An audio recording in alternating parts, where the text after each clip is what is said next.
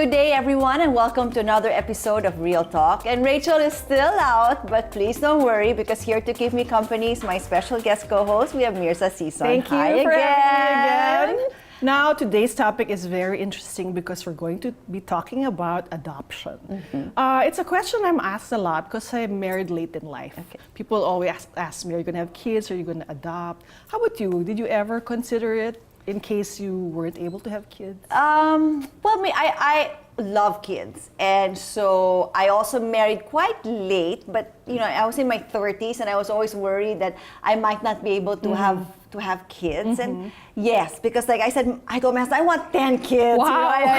I really love kids. So yes, I guess if I wouldn't be able to have my own, I think it's something for me at least. It's something that children really bridges a family. Parang sila ang glue from at least in my life. I think also there's nothing more beautiful or more commonsensical than there are many kids needing a home and there are many parents who can't have kids. Yes. So if the two come together, what a beautiful thing that is, Yes, right? diba? I mean, I think that's how God intended it to be somehow, for us to always merge and help each other. So now you have 5. I have You can 5. have 5 more if you want 10. Why not? My kids always ask me, Ma, can you have another baby and stuff? I'm like, oh, I don't know. God doesn't like anymore. But there's so many kids that are looking for parents loving to adopt homes. them. And today we're going to learn all about that. Because I am not familiar with the adoption process. I wouldn't know how, although I do have a cousin that's adopted. Yeah.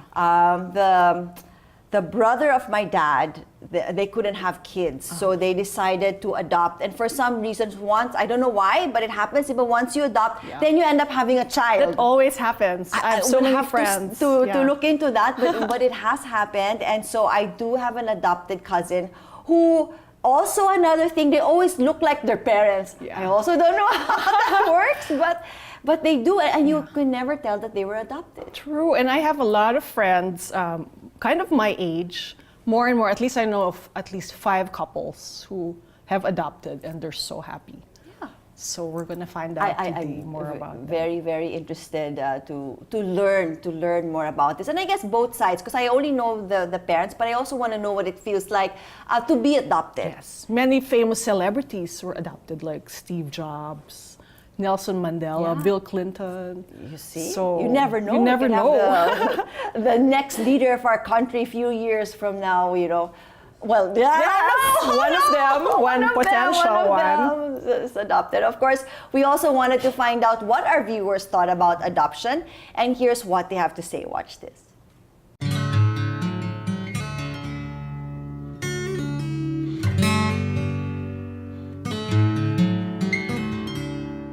Actually, sabi nila pagka-ampon ka, mas special ka kasi kahit di ka nanggaling sa magulang mo, pinili ka nilang alagaan. I would consider adoption if ever na hindi ako magkaroon ng anak. Okay naman sa akin na mag-ampon, wala namang problema. Kasi kahit naman hindi siya galing sa akin, pag naalagaan mo na, bata pa rin yun. From God naman tayo lahat eh. Palalakihin ko siya ng higit sa pagmamahal ng isang ama. Pagkakaroon ng magiging anak o yung pagmamahal sa tao, hindi naman porkit anak mo, yun lang mahal mo eh.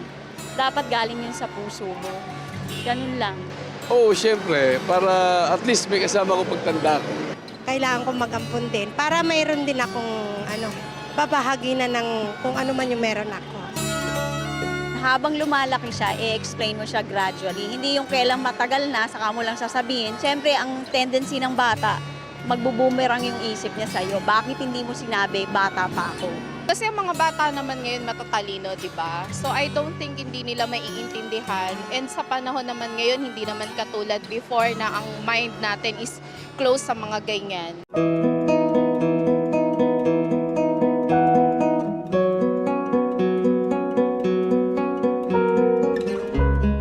On the first place, syempre, masasaktan ako syempre. May pagkakataon na magtatampo ko sa kanya because nung una, hindi ko po nalaman yung katotohanan. Pero kung nasabi naman po nila yung dahilan, in the end, maiintindihan ko kung paunti-unti nilang ipapaliwanag sa akin yung katotohanan. Siguro calm lang, tapos iintindihin ko na lang kung yung mga situation nila, kung bakit ganun. Tatanungin ko sila kung sino yung mga totoong magulang ko, tsaka yun lang. Go with the flow lang po. Hindi magagalit, tsaka tanggapin. Papasalamat na lang na pinalaki nila ako. Wala naman sigurong difference kung ampon ako or whether galing ako sa magulang ko na nakagisnan or hindi. Kasi the mere fact na hindi ko siya nalaman, ibig sabihin, na-feel ko yung pagmamahal ng magulang ko sa akin. Enough na yon para hindi ako maghanap or mag-isip na galing ba ako sa kanya or hindi.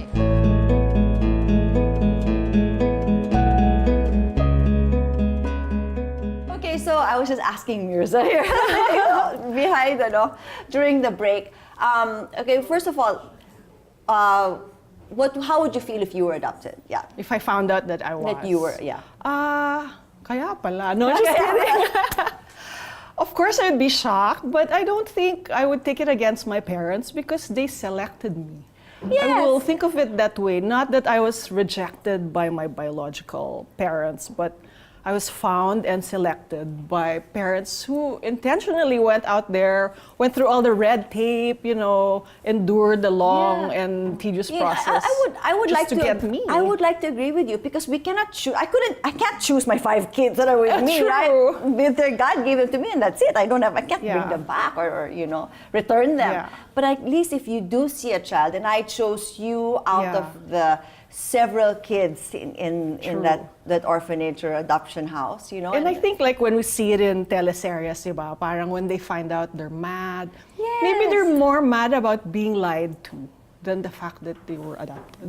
I don't know. So I guess maybe. we'll also have to find out We'll when's find the out. best age to actually tell. When my cousin, I guess she found out when she was only 12. Okay. Or 13, but it also wasn't smooth sailing for her. Yeah. She was not really the easiest True. child to also get along I hear with. stories also about that. So I'm interested to find out really more about how that works, and more people really are considering adoption nowadays for a number of reasons.